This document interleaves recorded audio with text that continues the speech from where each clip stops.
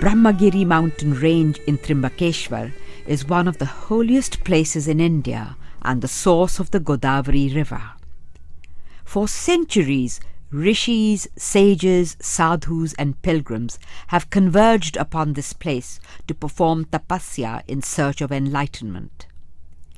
It is at the foothills of this mountain that the Simhasta Kumbh Mela takes place once in every 12 years.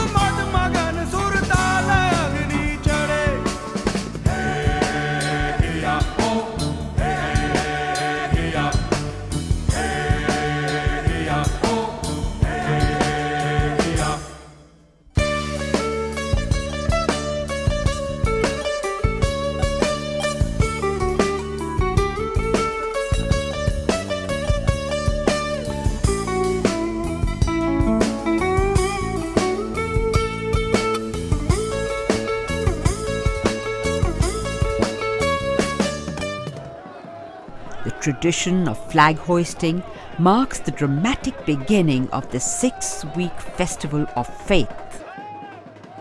The flag hoisting ceremony is a precursor to the royal procession where each of the 10 Shaivite akhadas officially enters the holy place of the Kumbh Mela, Trimbakeshwar.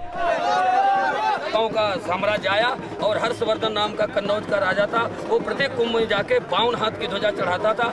जब उसकी स्थिति चरमरा गई और वो अपने धर्म से गिरने लगा और उसका साम्राज्य गड़बड़ाया तो उसने धर्म ध्वजा संत महात्माओं को अर्पित की और कहा ये एक अमानत है क्षत्रियों की, और जब कोई क्षत्रिय राजपूत पैदा हो तो आप लोग इसको सुपुर्द कर देना। ये महात्माओं का कर्तव्य नहीं है। महात्माओं को कर्तव्य तो केवल धर्म का उपदेश देना, भगवान का भजन करना, तीर्थ स्थान में जाके स्नान करना, लेकिन ये धर्म का ध्वजा फहराने का काम नहीं। लेकिन जब तक कोई भारतवर्ष में क्षत्रिय राजपूत नहीं पैदा होगा तब तक संत महात्मा हमारे सन्यासियों के 7 अखाड़े हैं। प्रमुखता जूना अखाड़ा, उसके संबंधित जुड़े हुए आवाहन अग्नि बड़ा, उसके साथ संबंध होने के कारण पहले जूना अखाड़े की ध्वजा होती है और फिर जूना अखाड़े के महात्मा के आवाहन से मिलके उनकी ध्वजारोहण करते हैं। उसके बाद तीसरा हमारे से संबंधित अग्नि अखाड़ा है, उसमें हम लोग पहुँचे हुए हैं और अभी तत्काल ध्वजारोहण होने जा रहा है। बोलो श्री गुरुदेव दत्त महाराज की।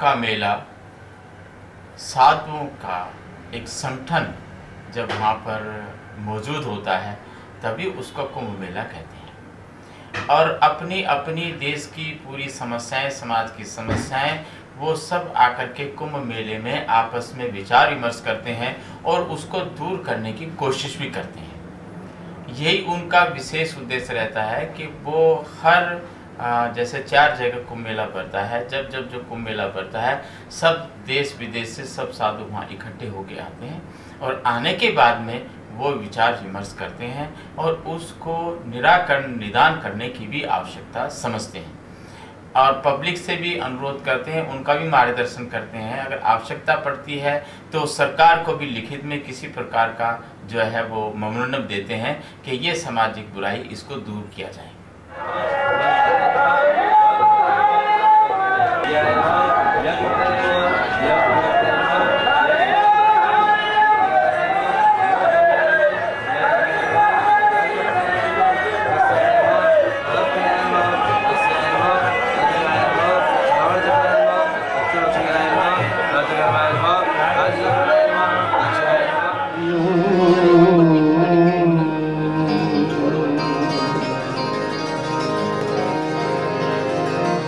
हरि ओम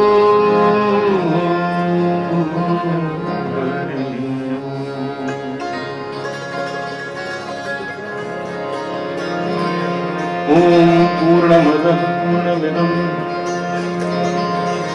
पूर्णात् पूर्णमुदच्यते पूर्णस्य पूर्णमादाय पूर्णमेवावशिष्यते हरि ओम यं Brahma वरुणेन्द्र रुद्रमरुतः स्तुवन्ति दिव्यैस्तवैः वेदैः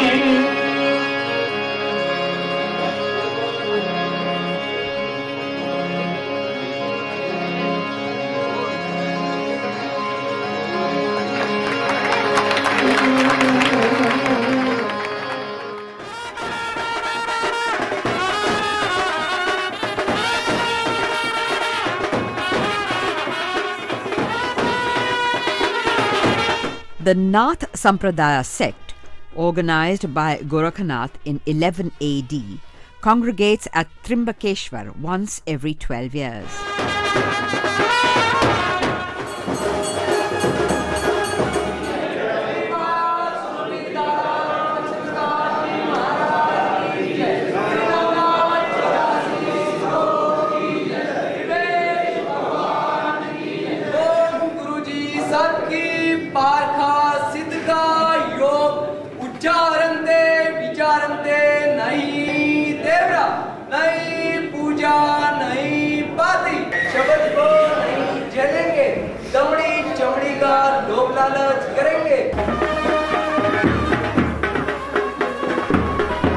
At the close of this ceremony, the Nath yogis embark on a 7-month journey to Karnataka, and they are subsequently dispatched throughout the world to propagate yoga, devotion, and meditation.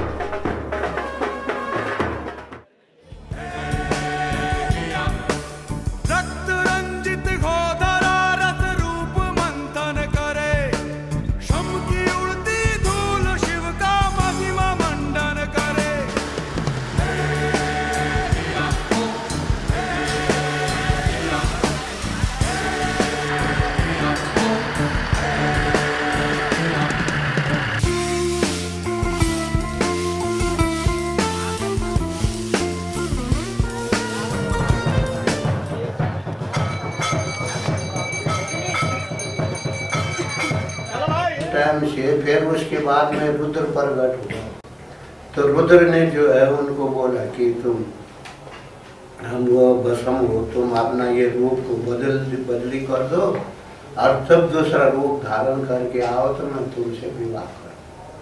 तो शक्ति ने वो अपना रूप को जो है लुप्त करके और वो भस्मों को अग्नि में भस्म अपना स्वयं आत्मा अग्नि से भस्म हो गए। तो उस टाइम से ये भस्मी उन्होंने कहा कि ये दिव्य पुरुष शक्ति सृष्टि में प्रकट हुए थी, इनकी भस्म जो है उन्होंने अपने अंग में लगा दी।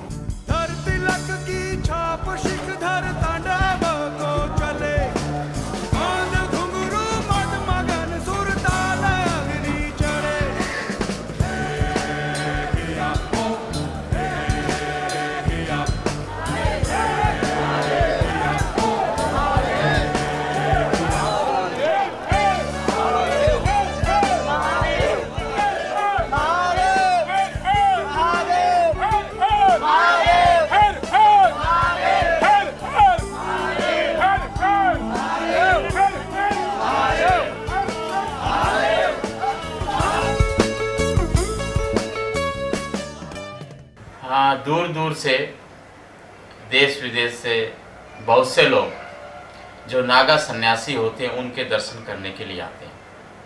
लेकिन एक बात मैं आपसे ज़रूर कहूँगा, जो ये नागा हैं इनको हम दिगंबर कहते हैं। ये नागा और नंगे से एक अलग शब्द है जो दिगंबर है। दिगंबर यानी एक अपनी तपस्या की एक शारीरिक अवस्था होती है जिसमें उसको चारों दिशाओं से भगवान ही उसकी सुरक्षा करता है और उसकी जो छत होती है, उसका जो सहारा होता है, उसका जो घर होता है, वो आकाश होता है। आकाश की छत के नीचे वो निर्वस्त्र होकर के किसी भी कपड़े की सहायता न लेके जंगल में जा कर के वो पूजा करते हैं। और जब कुंभ मेला आता है तब वो जंगलों से तपस्वी रूप में आते हैं, स्नान करने के लिए जाते हैं और लोग उनका दर्शन करते हैं।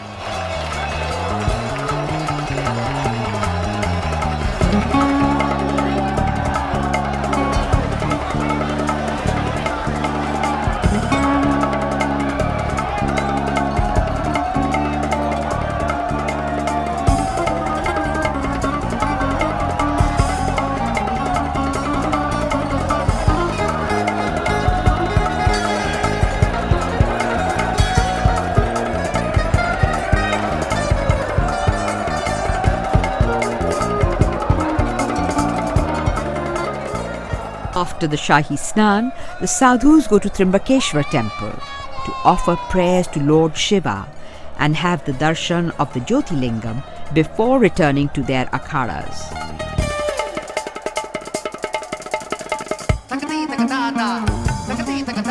As morning dawns, each akhada performs puja and takes the Shahi Snan.